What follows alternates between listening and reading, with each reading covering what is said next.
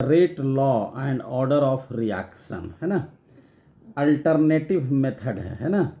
मान लेते हैं कि ये जो कोई हाइपोथेटिकल इक्वेशन जो होगा 2a प्लस बी और प्रोडक्ट बन रहा है c प्लस डी, आपको दिया रहेगा, आपको एक्सपेरिमेंटल डाटा आपको दिया रहेगा, ये एक्सपेरिमेंट हो गया यानी 1 2 3 4, है ना। ये जो होगा कॉन्सेंट्रेशन दिया रहेगा, रिएक्टेंट का कॉन्सेंट्रेशन, प्रोडक्ट का concentration, initial rate of formation चाहे तो आपको सी का दिया रहेगा या डी का दिया रहेगा, है ना। अब ये कॉन्सेंट्रेशन दिया हुआ है, ए का कॉन्सेंट्रेशन 0.1 m है, इसका कॉन्सेंट्रेशन बी का कॉन्सेंट्रेशन 0.1 है, तो रेट जो होगा आपको जो होगा 6 × 10⁻³ है।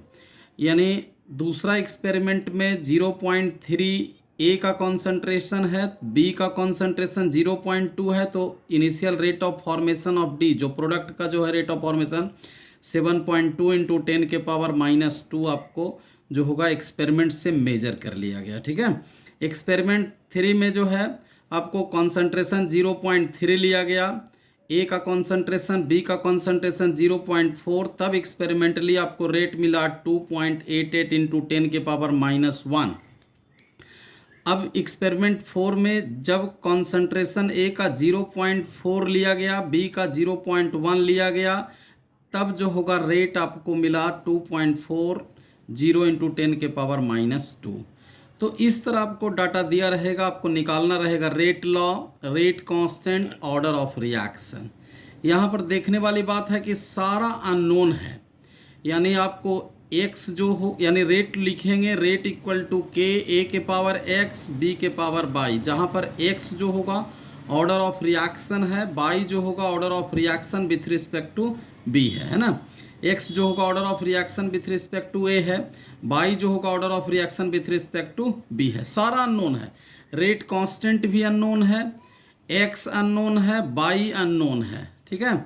तो हम क्या करेंगे कि एक्सपेरिमेंट फर्स्ट लेंगे, है ना, एक्सपेरिमेंट फर्स्ट लेंगे, उसमें लिखेंगे यानी रेट जो होगा R1 equal to k into A1 के पावर x B1 के पावर y। अब डाटा पुट कर देंगे, यानी जो R1 का वैल्यू यहाँ से लेंगे, है ना, 6 × 10⁻⁻3, 6 × 10⁻⁻3, k जो है कांस्टेंट हो जाएगा, यानी जो होगा इस ए का कॉन्सेंट्रेशन 0.1 के पावर x और बी का कॉन्सेंट्रेशन 0.1 के पावर y। इसको हम इक्वेशन 1 बना लिए। अब हमको देखना है यहाँ पर एक्सपेरिमेंट 1 जो होगा और एक्सपेरिमेंट 4 में देखेंगे कि एक्सपेरिमेंट 4 में जो होगा बी का कॉन्सेंट्रेशन जो होगा सेम है ना। तब सेम है तो क्या करेंगे कि हम जो होगा दोनों इक्वेशन बना के डिवाइड कर देंगे तो कैंसिल हो जाएगा, ठीक है। तो R4 equal to k A4 के पावर x B4 के पावर y, है ना। अब जो होगा इसका कॉन्सेंट्रेशन जो होगा और रेट हम पुट कर देंगे, ठीक है। तो ये जो होगा R4 का यानी R4 का जो रेट है 2.40 × 10⁻⁻², k कांस्टेंट होगा, k का वैल्यू चेंज नहीं होगा, यानी उसके बाद a का कॉन्सेंट्रेशन हम ले लेंगे 0.4 के पावर x 0.1 के पावर y।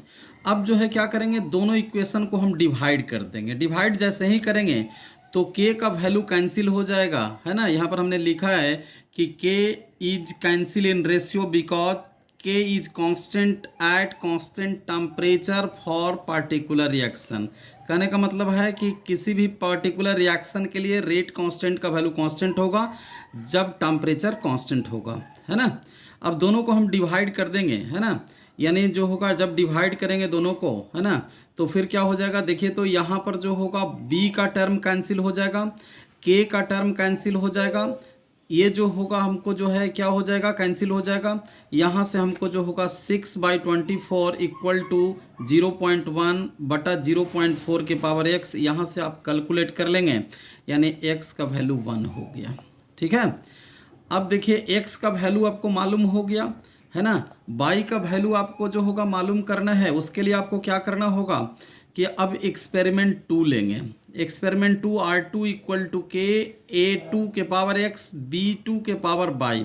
अब डाटा हम पुट कर देंगे, यानी R2 का वैल्यू जो होगा 7.2 इंटू 10 के पावर -2 इक्वल टू के 0.3 के पावर x 0.2 के पावर y। इसको हम एक इक्वेशन 3 बना लेंगे। अब जो होगा एक्सपेरिमेंट 3 पर विचार करेंगे, यानी R3 इक्वल टू के A3 के पावर x B3 के पावर y, है ना। अब जो है इसका जो होगा रेट का वैल्यू पुट कर देंगे। कॉन्सेंट्रेशन जो होगा के 0.3 के पावर x 0.4 के पावर y। अब जो है क्या करेंगे, दोनों को डिवाइड कर देंगे, है ना। यहाँ से जो होगा इक्वेशन 4 डिवाइडेड बाई इक्वेशन जो होगा, यानी इक्वेशन 3 डिवाइडेड बाई इक्वेशन 4 कर देंगे। तो आपको क्या होगा कि देखिए, तो यानी जो ए का जो टर्म है, यानी ए का जो टर्म है कॉन्सेंट्रेशन है वो कैंसिल हो जाएगा, के कैंसिल होगा। और उसके बाद जो आपको मिलेगा, इसको जब आप सॉल्व करेंगे तो आपको क्या मिल जाएगा, यानी जो होगा 7.2 डिवाइडेड बाई 28.8 इक्वल टू, यानी 2 के पावर 2/4 के पावर बाई। यहाँ से सॉल्व करेंगे तो बाई का वैल्यू जो आपको मिलेगा वो 2 मिल जाएगा। अब देखिए, तो रेट आपको मिल गया। रेट जो होगा इक्वल टू के ए के पावर x b के पावर बाई। अब हमको x मालूम हो गया, बाई मालूम हो गया। x का वैल्यू रख देंगे 1, बाई का वैल्यू रख देंगे जो होगा आपको 2। तो यहाँ से आपको रेट मिल गया। रेट इक्वल टू के ए के पावर 1 b के पावर 2। यानी जो आपको कैलकुलेट करना था order of reaction with respect to A 1 हो गया, order of reaction with respect to B जो होगा 2 हो गया। ओवरऑल ऑर्डर ऑफ रिएक्शन जो होगा, यानी x प्लस वाई मतलब जो है 1 + 2 इक्वल टू 3 हो गया, है ना। यहाँ से जो होगा यूनिट जो होगा ऑर्डर ऑफ रिएक्शन पे डिपेंड करेगा।